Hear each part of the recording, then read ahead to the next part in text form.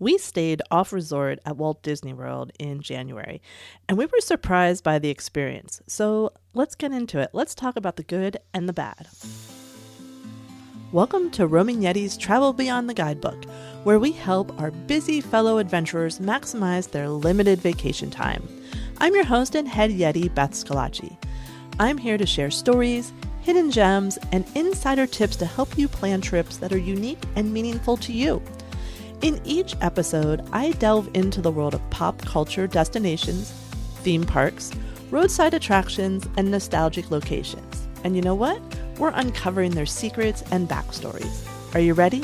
Let's roam! Welcome back. In this episode, I'm going to talk about staying at non-Disney resort, which means it's not run by Disney, but it has many of the same perks. Now, these hotels are technically called a Walt Disney World official hotel. That's the name you'll see on Walt Disney World's website when you're booking the packages. And we stayed at the Wyndham Garden Lake Buena Vista, which is part of the Wyndham Lake Buena Vista Resort. Now, yes, both mouthfuls, but this designation is going to be really important in a bit, and I'm going to save you from a potential mistake that we made. So just stick with me on that one. We were there because I went to a conference in Orlando, and we decided to go down the weekend before because the art festival was going on. And we decided to, save some money and our vacation club points. Plus, I also really wanted to check out what the differences were between being on a Disney resort and off, so I could let you know sort of how that whole off-resort experience actually is. So I'm going to jump into some details before our experience. But again, I'm going to break down some logistics, and we're going to do a little more theme park math, y'all. First, from getting from the airport to the hotel, very similar to how you would do for Disney resorts. You can get the Mears Connect, since this hotel is one of the official Walt Disney World hotels. And each way, that'll run you about $20 per person, which is great. We didn't do it on this trip, but we've done it on previous trips, and it's a very handy service, and great. Of course, you can do any kind of ride sharing, and you can also rent a car, which is what we ended up doing on this trip. Park perks. Like I said, it's a official hotel, and so it has a lot of the same perks as a true Walt Disney on-resort hotel. There's transportation to the parks, back and forth to the parks, which I will discuss more in a bit. Early entry to the parks. The packages include your park passes, and you can buy tickets. I think you can do some of the reservations at the hotel, similar to true Disney resort hotels. And because park reservations are no longer needed if you've purchased what they call dated passes. So basically, if you include passes into your resort stay and you buy that full package, you're not going to have to do park reservations anymore. That's just one less to-do item before you get there. We have annual passes. We couldn't figure out how to link it up. I think mainly because we booked the hotel through hotels.com. But I'm sure we could have visited the desk and had it fixed and figured out. But we had already had our reservations. We had our plans, so it was really no big deal. So remember I just said about the name earlier? Well, apparently the Wyndham Lake Buena Vista Resort includes 2 hotels, basically. This is really confusing to me, and something we sort of figured out while we were there as well as when we got home. So there's the Wyndham Garden Lake Buena Vista, which is where we stayed, and then there's the Wyndham Lake Buena Vista. So basically, one has garden in its name and one doesn't. And the one that we stayed in, the garden, I'm just going to call it garden at this point, is considered a value resort on the Disney's website, and the other one is considered a deluxe resort. So like I said, we were in the value hotel, and you know, we should have done a little more research before booking on hotels.com. We were in a hurry. We're like, oh, we know what we're doing. It's fine. Y'all check Disney's website, please. Always be sure to check those things. Just to make sure. But, we'll get to the thing. It was not a disaster, but I just want to save you the same, mistakes you could make. But for now, again, let's do some math. Let's do some theme park math. It's becoming my favorite thing to break down, I think, if you listen to the Universal episode. So like I said, the Wyndham Garden Lake Buena Vista, where we stayed, is considered a value hotel. So I looked up dates for November 8th, check in on the 8th, and check out on the 10th for this year, 2024. And a courtyard room package for two is $1,385. So, we're sort of in the $1,400 range. And that includes a 3-day ticket with admission to one park per day. So that goes for each member of your travel party. So these aren't park hoppers. These will allow you, you'll spend the whole day in Magic Kingdom. Can you leave Magic Kingdom and go back in? Absolutely. But you can't go from Magic Kingdom to Epcot or anywhere else. You can add park hopper on when you buy the package, so just keep that in mind. So if you stay at the Wyndham Lake Buena Vista, not the garden one, at the same time, and you get the same passes, it's around $1,480. Now, again, remember, this one is considered a deluxe hotel, and it's only $100 more for the week, not per night, but for the weekend. So, I didn't see these rooms personally, but looking on the website, I'm going to tell you right now, it's worth the $100 upgrade for the weekend. Sorry. So again, I'm going to break down sort of park passes so you can see how these packages sort of lay out. To get a park pass for 3 days during that same time period in November, it's going to be about $470 per ticket. So we multiply that by 2, and your passes for 3 days are going to run $940. So we're going to take the price of the deluxe room at $1,480. We're going to subtract the $940, and you have about $540 for the room for 2 nights. Again, I think that's a fair price right there. If you want to compare it to the resort hotels, so Disney specific hotels, like you're looking at the All-Stars, something like that, a value Disney resort hotel package is going to run you around $1,500 at that same time period. So if you're off resort or on resort, you're about the same, but you sort of have to just look at what you want from your resort. Do you want all the theming? Do you want the kids and the pools, and the Wyndham had the pools and stuff, but you just sort of have to think about what you're doing. But price wise, you're pretty equal. A moderate hotel on Disney property is, for that time period, is about $1,800. And a deluxe, they can run from $2,500 to almost $4,000 at that same period. So it really, really just comes down to your personal preference. Again, the amount of theming and sort of that, what you want to do, what you want to get out of the hotel. But those are the pricing. I think things look pretty even, but again, location and what you want to get out of it. Transportation to the parks. Now, I'm not going to lie. This is where I thought things were going to go downhill. And it's one of the reasons we actually rented the car. We didn't know how it was going to work. We didn't know how reliable it was going to be. So we rented a car in case we needed to drive ourselves to the parks and parks there. But I'm happy to say the transportation worked great. And dare I say, at least when we were there, maybe works better than the buses when you stay on resort. I know, seriously, I was surprised.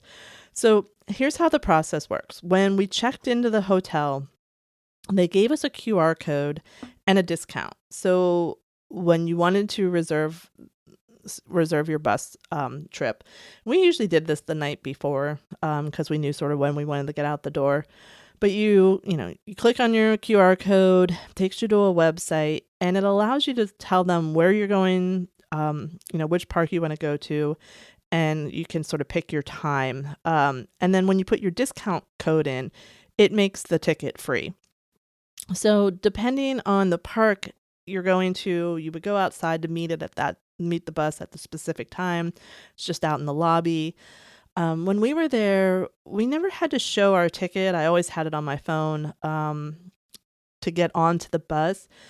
But I would not skip the reserving the ticket just in case. Like you might be there for a very busy time and there's too many people. So just make sure you have made that reservation.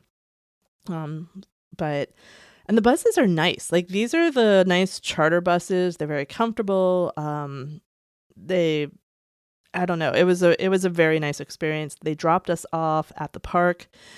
And when we got there, they let us know what the pickup time was for that park. So each park had a specific time.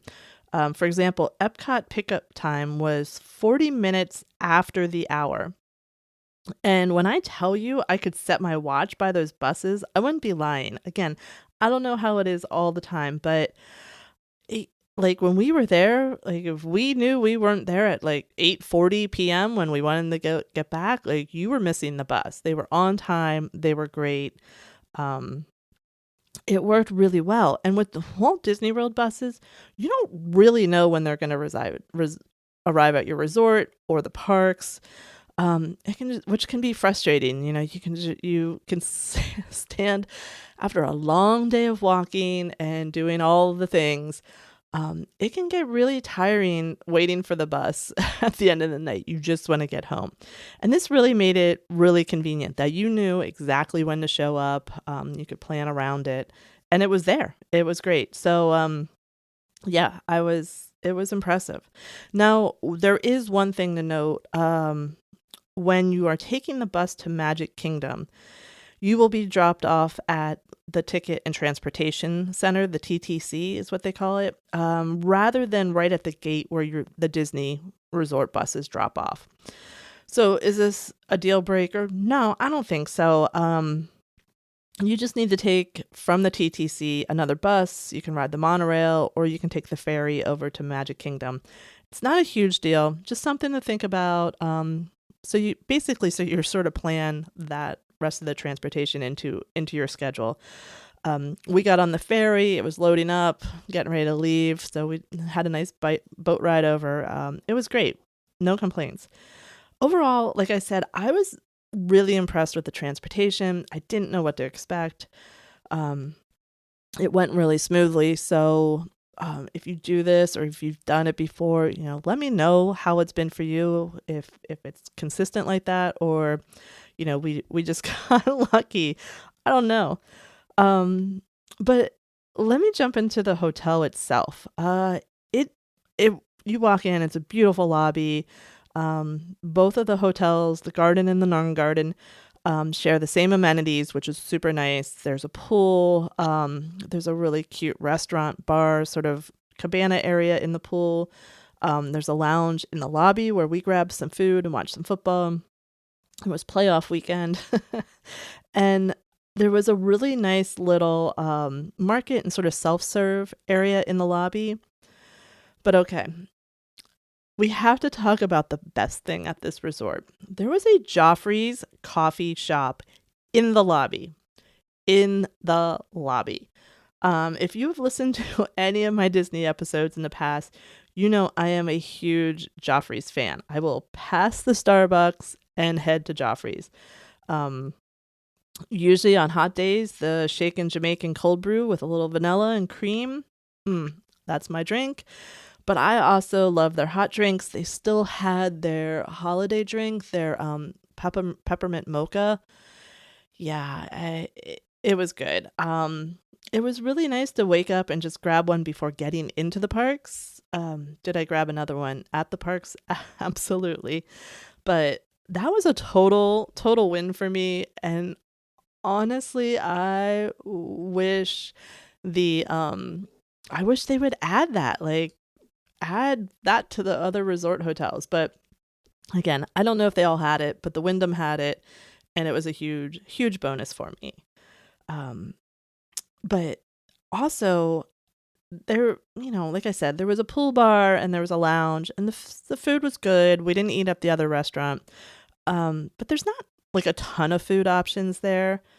But the good thing is, it is a 5-minute walk to Disney Springs and all the restaurants and shops there. And there's no, you go down the block and there's an elevated walkway over the street. So you don't even have to worry about trying to cross this busy intersection. It's just right there. So in my opinion, this is another huge plus. If you're not into going to the parks all day, and you just, you want to walk around, hit some bars, hit some restaurants, do your shopping. It's right there. Like I said, 5 minutes, which was really convenient in a nice area. So, again, that proximity to Disney Springs is a big thing. So now that you have the facts, as well as my opinion about Joffrey's, I want to talk a little more about our experience. So, as I said, we had a rental car, but we ended up only using it for back and forth to the airport.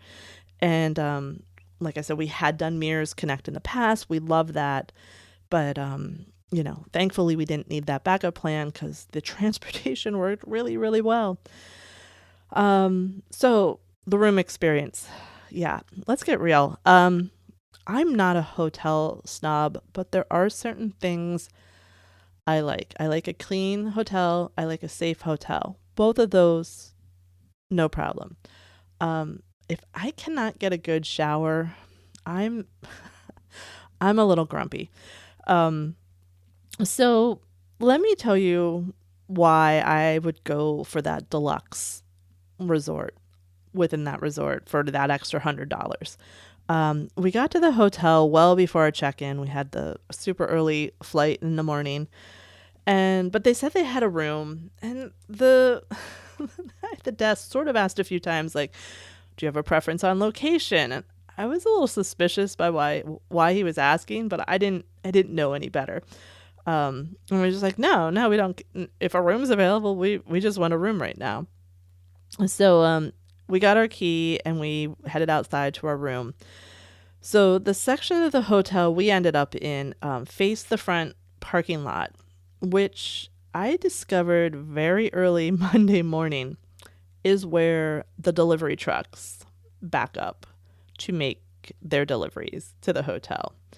Very, very early, like 6:30, which, we like to get up and get moving on our park days. But one, this wasn't a park day for me, and two, I don't like to get moving that early. So that was a rude awakening. Thankfully, it was my last day there. So the garden section of the hotel, it reminded me of sort of like an old school motel. It had the big window next to the door, so basically you can see into everything in that room.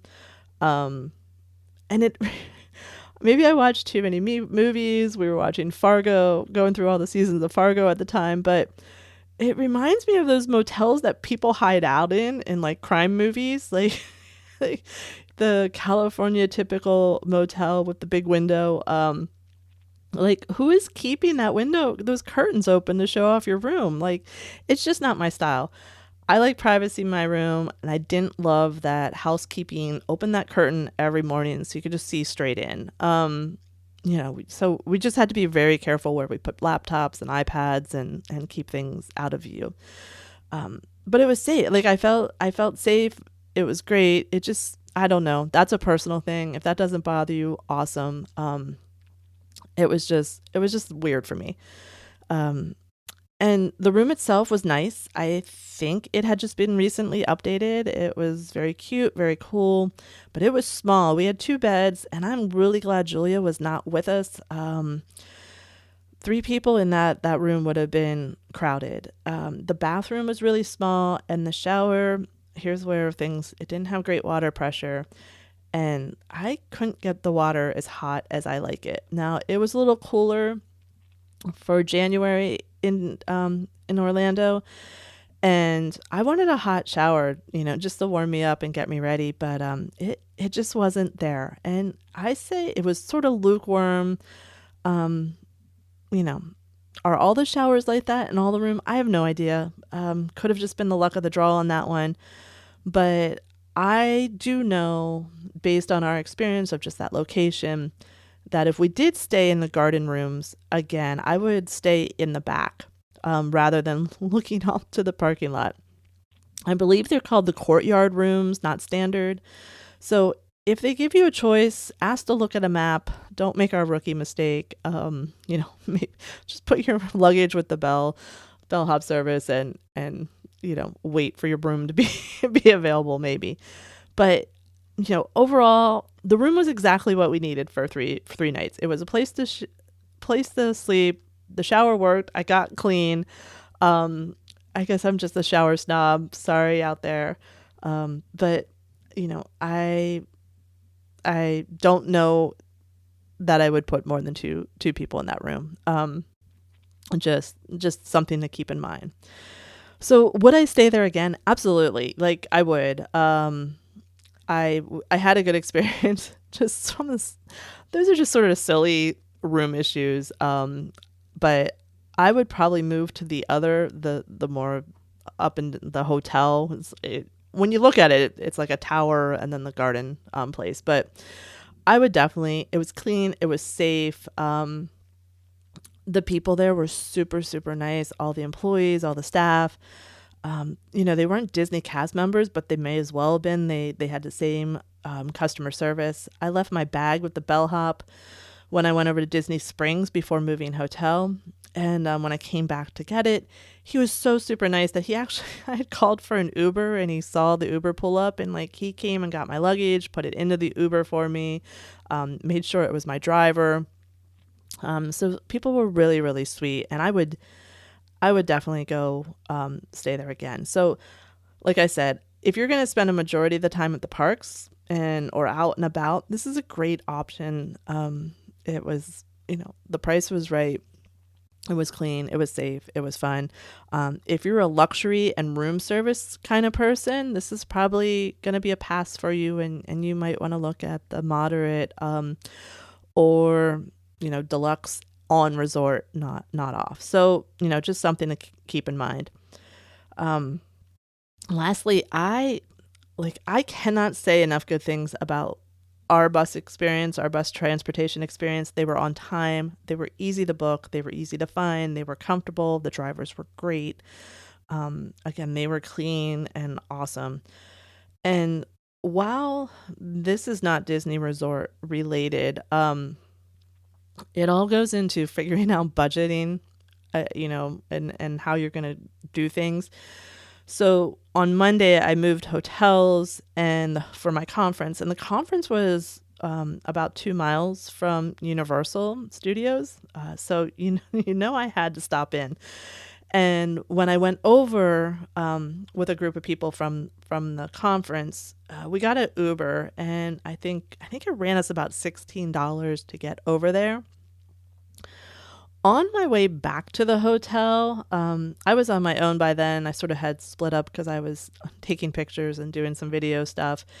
And I called my Uber, and it was about an hour and a half before closing. And at that time, my Uber to go 2 miles had surged to $30. Why do I bring this up? Transportation is a huge thing to consider when you're planning where you're staying. So think about building if we stay off resort, or we're not walkable, or there's not transportation, what are my parking prices going to be? What are my Uber prices going to be? Just look what the hotel offers, and is the hotel charging you for parking? Just, you don't want to be caught up on those. You don't want that money. You don't want surprise money to go there and not to your coffees or your souvenirs or stuff. So just watch out for that hidden expense and sort of evaluate if it's worth staying off resort if there's not transportation. I hope that makes sense. So what do you think? Would you stay off resort? Do you want to stay on? Let me know. Have you stayed off resort? Let me know your experience. You know where to find me on social media. So I really hope that these episodes inspire you to get out and roam and use those vacation days to your fullest. Please follow or subscribe so you don't miss future episodes. And if you like what we're doing here, please tell a friend and leave a review and a rating. You can also follow me on Instagram or Facebook. Just search for The Roaming Yeti. I'll talk to you soon, and keep roaming.